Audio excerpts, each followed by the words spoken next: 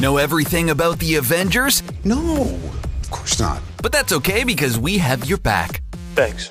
With the upcoming release of the new Avengers film, you need as much info as possible to catch every inside joke and more. I'm listening. Watch this and our growing playlist of related topics to properly arm your brain with the resources it needs to be the know-it-all we all know you are. But before we get started, make sure you take a quick moment to click on that subscribe button. You'll join our notification squad and stay up to date with these types of videos and more.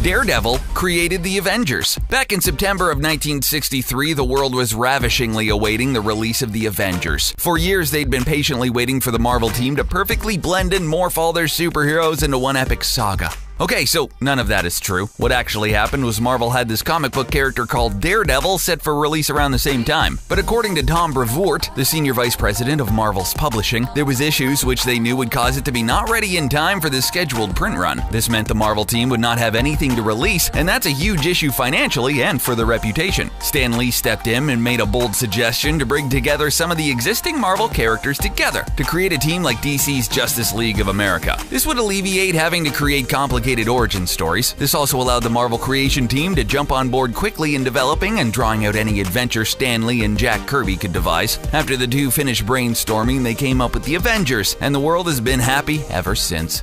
There was an idea called the Avengers Initiative. The idea was to bring together a group of remarkable people to fight the battles that we never could.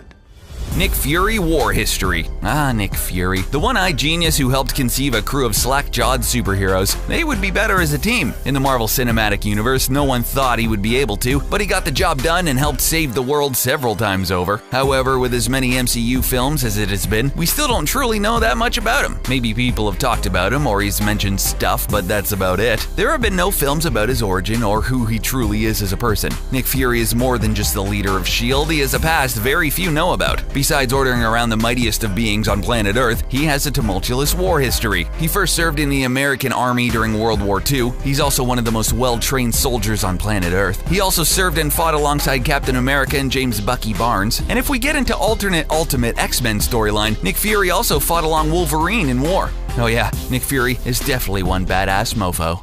What have I to fear? The Avengers. That's what we call ourselves. Sort of like a team. Earth's mightiest heroes type thing. Founding members. Quick pop quiz, hotshots. Think of the founding Avengers team. You got them in your head? Iron Man, Thor, Hulk, Captain America come to mind quickly, right? Well, that may be true for the Marvel Cinematic Universe, but in the comic books, the original founding members of the Avengers is a bit different. Let's start off with America's favorite MCU superhero, Captain America. He is all-American and definitely was a part of the founding team. Wrong. He didn't actually join the team until the 4th issue. However, he's still considered a founding member of the Avengers, even though he really didn't found anything. But the captain is still considered a founding member of the team. How come, you ask? Well, this happened shortly after the Avengers lost to Hulk, who decided to leave the team. The Avengers then were pursuing a villain called Namor, the Submariner. Namor gets away and he crosses paths with a group of Eskimos in the North Sea. The Eskimos are worshipping a block of ice with a frozen man inside of it. Namor, angry, throws the ice block in the ocean. The Avengers stumble across the block of ice thawing and discover it's the long-lost World War II hero, Captain America. The Avengers take him in and make him a part of the team. You've been, is it the Black Widow 4 different times now? Is that about right? I think so, yes. How many times? As far as I can remember. How many times do you think you will be the Black Widow? As long as I look good in a cat suit, I guess. David Letterman. Yes, you definitely heard and read that correctly. We are going to talk about David Letterman. But what in the heck does Letterman have to do with the Avengers? He has certainly interviewed a lot of the Avengers on his show, but that's not it. He's definitely read the comic book series and seen the films, but that's definitely not a good enough reason to dedicate an entire section to him. How about David Letterman actually appearing in the Avengers comic series? Yeah, that's right. Letterman and the Avengers teamed up back at the height of Letterman's career, and the Avengers were at one of theirs. The Brain Trust got together and saw a perfect opportunity for a crossover. The result was a single-issue story that saw several members of the Avengers, including Hawkeye, Black Panther, Black Widow, Wonder Man, and the X-Men's Beast, appearing on Letterman's show, only to be ambushed by a pitiful villain who attempted to fry them with a camera-mounted laser. Letterman saves the day, although when he hits the bad guy over the head with a giant doorknob. Yeah, this actually happened. This is an advanced prototype that your mother and I worked on together. Maybe it's time we finished it. about damn time. The Wasp. The Marvel Cinematic Universe, as you all may know, have taken liberties with the storylines from the comic books in order to adapt them for the big screen. Big shocker, we know. Sorry for ruining your day. Well, one of these liberties involves a superhero named Wasp. In the films, Wasp is yet to even appear. She has a movie gearing up for release soon, and until then, not many outside the comic book world know her. She's actually, in fact, one of the original founding members of the Avengers, and was in the Avengers issue 1. The Wasp and Ant-Man worked together as a duo until they joined up with Thor, Hulk, and Ant-Man. Together, they took down Loki and sealed him away in a prison of sorts. Afterwards, Wasp made a suggestion to the team that they should be called the Avengers. Not to spoil it, but they all agreed on the name. Throughout the years Avengers came and went, she stayed on the team and remained one of the longest active superheroes in the team's history. She's also one of the only superheroes to have never had a secret identity. Lastly, she served as leader and chairperson for the Avengers and held both titles longer than any other title. Second to Captain America, of course. Their abilities? He's got increased metabolism and improved thermal homeostasis. Her thing is neuroelectric interfacing, telekinesis, mental manipulation. He's fast and she's weird. Maria Hill. So you heard and read the title. Quick, say aloud who Maria Hill is. Can't do it? Come on, you can get it. Here's a hint. She's a S.H.I.E.L.D. agent. Still can't figure it out? Here's the answer. Maria Hill is the deputy director of S.H.I.E.L.D. in the MCU. Don't worry, you are by no means alone. Most fans and critics have no clue either. And that's sad because she is actually a very cool supporting character. In the comic book series, she even became the commander of S.H.I.E.L.D. Her backstory is pretty harrowing as she led a rough life. Growing up, she got in a lot of trouble and hated listening to authoritative figures. Her troubles eventually led her to joining the Air Force to help turn her life around. She rose quickly, showing phenomenal potential, and S.H.I.E.L.D. quickly snatched her up. She once again rose quickly to become one of the main faces of S.H.I.E.L.D. Lastly, Maria Hill has no superpowers of her own and is theorized to be the main reason she rarely sides with superheroes in discussions. Congratulations on the opening ceremonies. They were such a success, as was your Senate hearing. And may I say how refreshing it is to finally see you in a video with your clothing on, sir. Jarvis. So you're a fanatic of the Marvel Cinematic Universe, right? Maybe you've only seen a couple of the MCU films. No matter how many of the films you've seen in the MCU, we're going to guess at least one of them was Iron Man. It seems nowhere you go there's someone who hasn't seen the film, which rocketed the MCU to the status it is these days. If so, then you must remember Tony Stark's favorite character to beat up on. No, we aren't talking about Captain America, we're talking about Jarvis. You know, the machine he constantly verbally abuses while it helps Tony with all the tinkering. What you probably didn't know is what Jarvis stands for. Just a rather very intelligent system. We know it isn't very mind-blowing, but that's just the start. Jarvis is also the co-creator of Iron Man's suit and all the updated versions of the Ark. And he didn't just do what Tony wanted. Jarvis actually helped to design and develop the equipment. Tony designed Jarvis to problem solve and think on its own, which makes him the Steve Wozniak of the Apple Company. They decide 6 hours later that I can come in to do the press. But I must please never come to Japan again. Oh my God.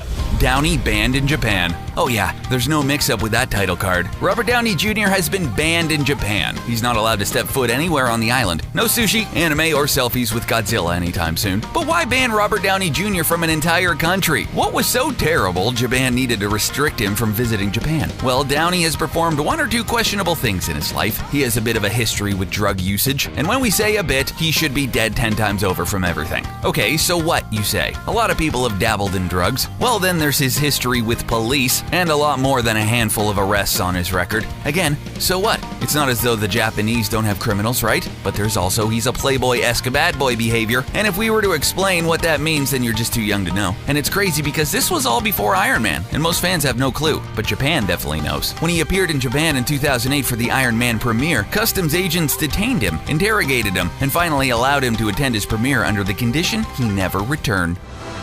Avengers!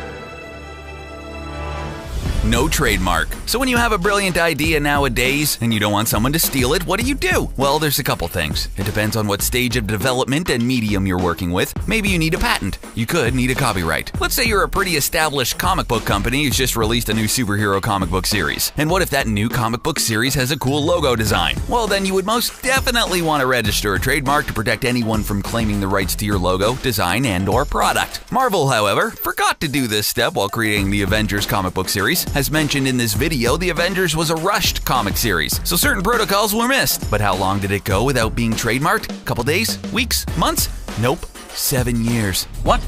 Are you crazy? That's right, from 1963 to 1970, Marvel had no official trademark protecting their Avengers. Flash forward to 2012, and Marvel had a trademark battle with a British version of the Avengers, which aired in the 60s prior to Marvel's trademark. The legal battle ended after Marvel agreed to change their titling and branding of their films in certain overseas markets. This included the Marvel Avengers Assemble in the UK.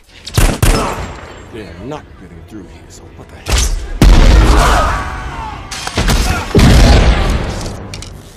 Villainous Avengers. From the dawn of the Avengers comic book series, there has always been a high turnover rate for superhero employment. The Hulk only lasted until the second issue before he left. The fourth issue brought Captain America to the roster. After that, the Avengers team lived happily ever after, fighting supervillains and saving planet Earth and the galaxies. Well, that was until the release of issue number 16. In this issue, the entire Avengers team disbands, all except one, Captain America, who stayed on to find a way to make the Avengers team continue to be a successful evil villain fighting organization. Captain America was able to quickly replace the original Avengers team members, who left with 3 new additions. However, these weren't really superheroes, they were supervillains. You may have heard of them: Quicksilver, Scarlet Witch, and Hawkeye. These characters were a highly risky choice because they weren't good guys in the Marvel comic universe. They were all villains. There are not many superhero organizations out there in the comic book world who have been able to go through as many unique changes to their roster and survive. To this day, these changes are regarded as some of the most amazing stunts and brazen changes in a superhero comic ever. Hopefully, Marvel continues this tradition with the Infinity War. You hope for the best, then make do with what you get. Which of these things blew your mind? How many on the list did you already know? What would you have added to this list? Let us know in the comments section below. Also, don't forget to share and like this video and click that subscribe button to join our notification squad so you can stay up to date with all our videos. You don't want your friends to know more than you do you? Thanks for watching. Until next time.